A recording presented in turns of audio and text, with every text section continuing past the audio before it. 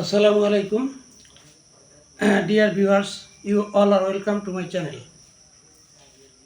Right form of verbs, agreement of the verb with the subject. এই পর্যায়ে আমরা আজকে একটা নিয়ম শিখব। সেন্টেন্সের মাঝে যদি অলরেডি কথা উল্লেখ থাকে, অলরেডি মানে ইতিমধ্যে, ইতিমধ্যে এই কথা যদি উল্লেখ থাকে তাহলে সেটা হবে present perfect tense. Present perfect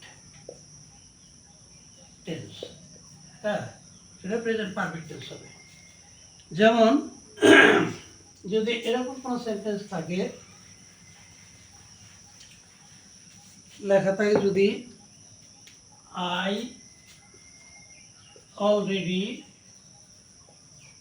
ব্র্যাকেটে লেখা থাকলো to do the work. I already ব্র্যাকেটে টু ডু দ্য ওয়ার্ক লেখা থাকে। এখানে সেন্টেন্স দেখতে পাচ্ছি আমরা অলরেডি আছে। তাহলে রাইট ফর্ম অফ ভার্বে আমরা এই ডুকে কী করব, তখন আমরা সেন্টেন্সটা এইভাবে ঠিক করব, আই হ্যাভ, যেহেতু present perfect tense, I have, তারপরে লিখবো অলরেডি, আই হ্যাভ অলরেডি, তারপরে ব্র্যাকেটে টু ডু আছে। তাহলে এখানে যেহেতু প্রেজেন্ট পারফেক্ট টেন্স, সাবজেক্ট, তারপরে আমরা হ্যাভ লিখছি, এখানে ভার্বটা হবে ভার্বের পাস্ট পার্টিসিপল ফর্ম।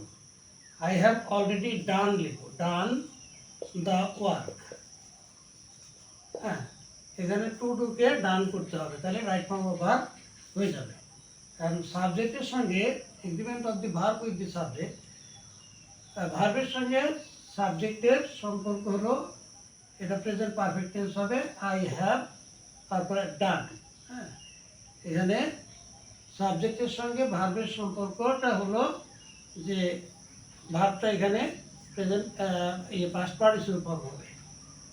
তো আমরা এই নিয়মটা শিখলাম, কোনো সেন্টেন্স যদি অলরেডি থাকে তাহলে আমরা বুঝে নিব যে সেটা প্রেজেন্ট পারফেক্ট টেন্স হবে। তখন আমরা এটা রাইট ফর্ম অফ ভার্ব অর্থাৎ ভার্বের সঠিক রূপটা এখানে আমরা ডান লিখব। আজকে পর্যন্তই, আবার দেখা হবে ইনশাল্লাহ। থ্যাংক ইউ অল, আল্লাহ হাফিজ।